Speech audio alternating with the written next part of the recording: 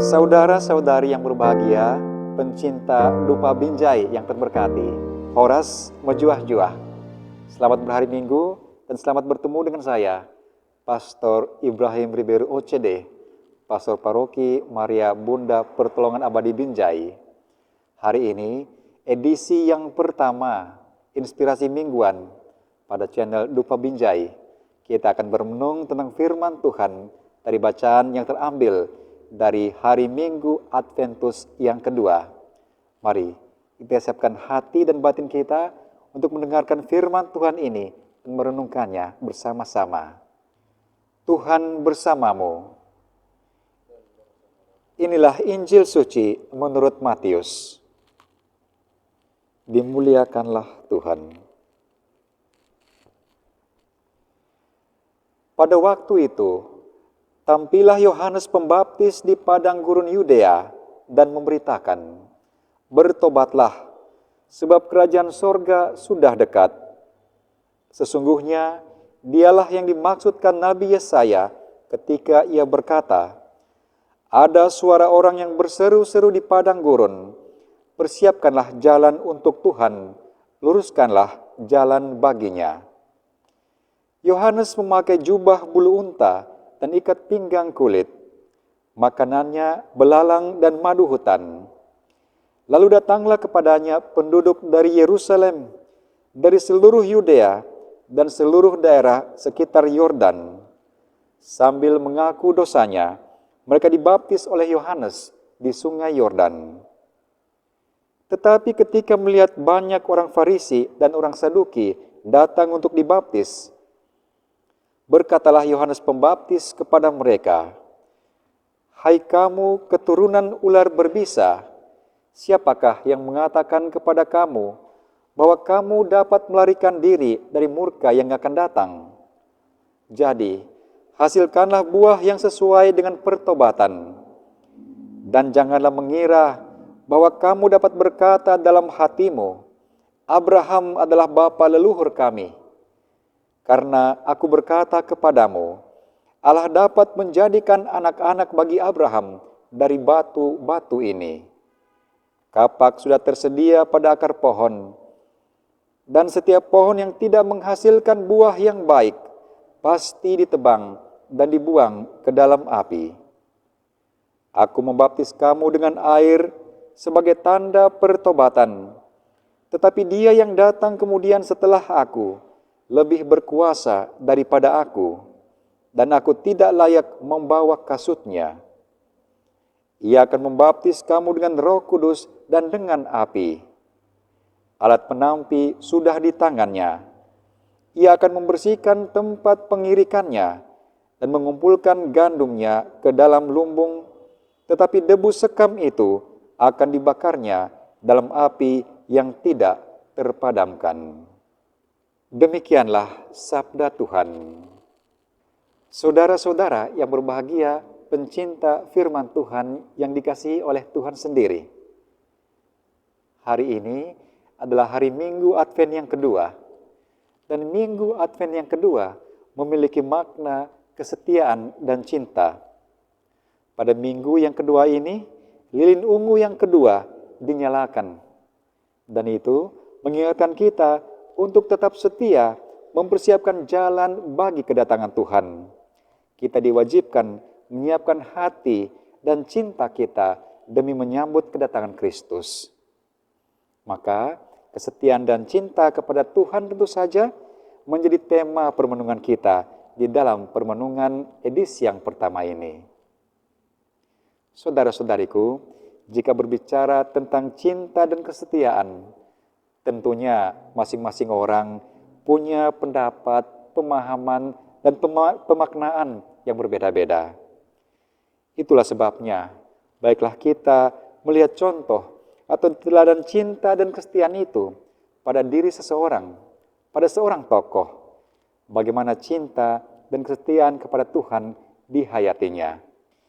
Injil hari ini menghadirkan kepada kita tokoh Yohanes Pembaptis. Kita semua tentu sudah mengenal dan mengetahui siapa Yohanes Pembaptis, bahwa dia adalah putra dari Zakaria dan juga Elisabet, yang kelahirannya penuh dengan proses campur tangan Tuhan. Yang kala itu bangsa Israel sedang menantikan kedatangan Sang Mesias seperti yang pernah dijanjikan Tuhan lewat para nabi.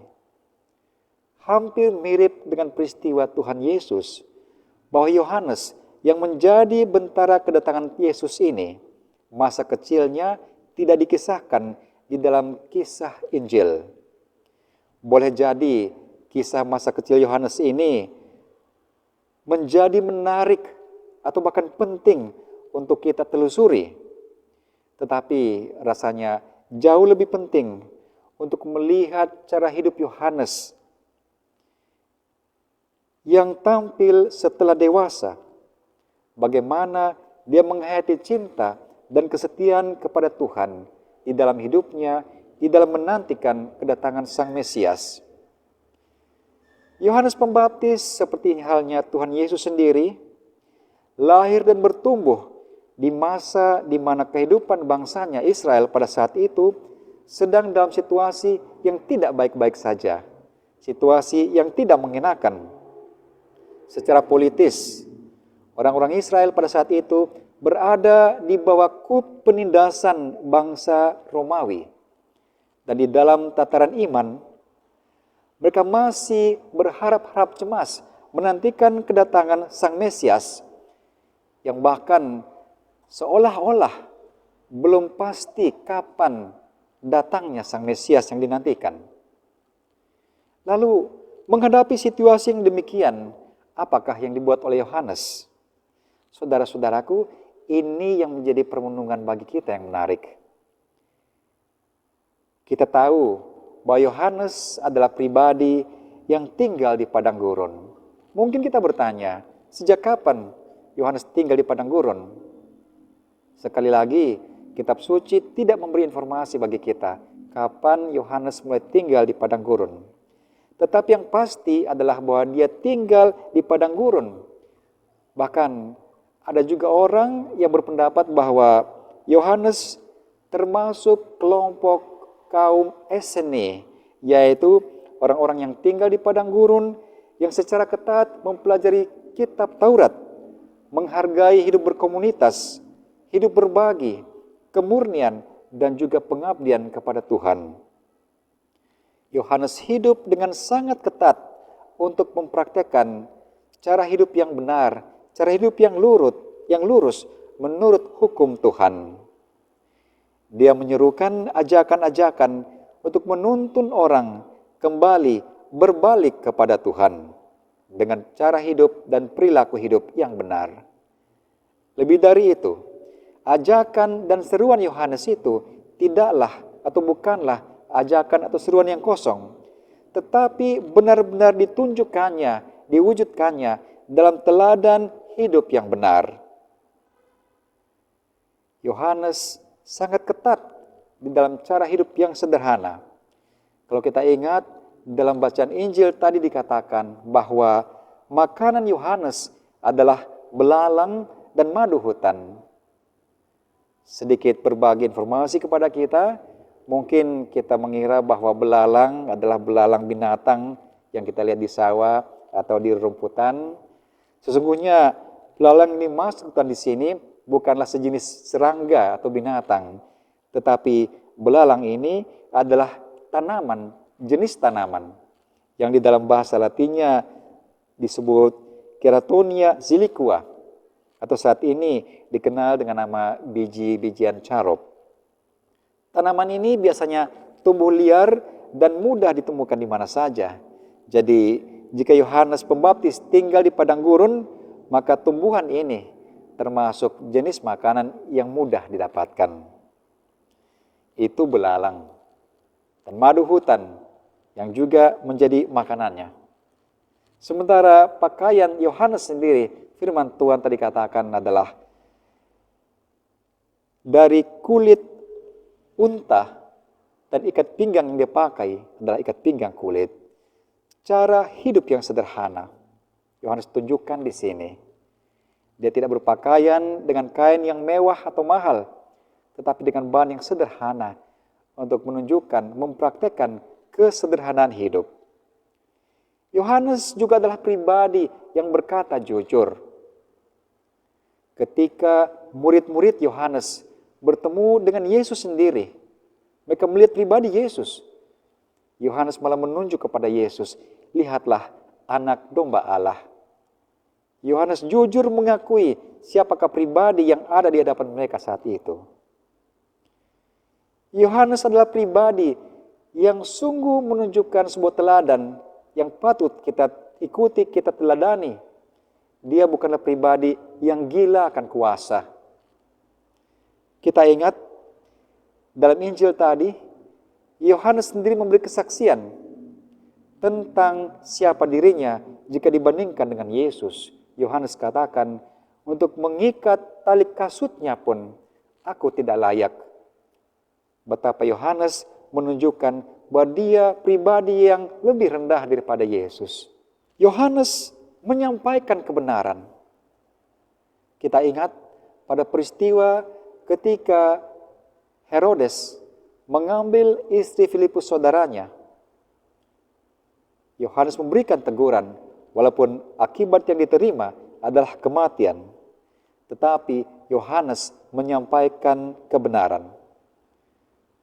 Saudara-saudari terkasih, sekarang mari kita kembali melihat diri kita masing-masing dengan berkaca pada pengalaman hidup atau cara hidup Yohanes Pembaptis. Kita boleh katakan bahwa sama seperti Yohanes, kita pun saat ini sedang dalam penantian akan kedatangan Tuhan. Jangan lupa, kita masih berada dalam masa Adventus, minggu yang kedua.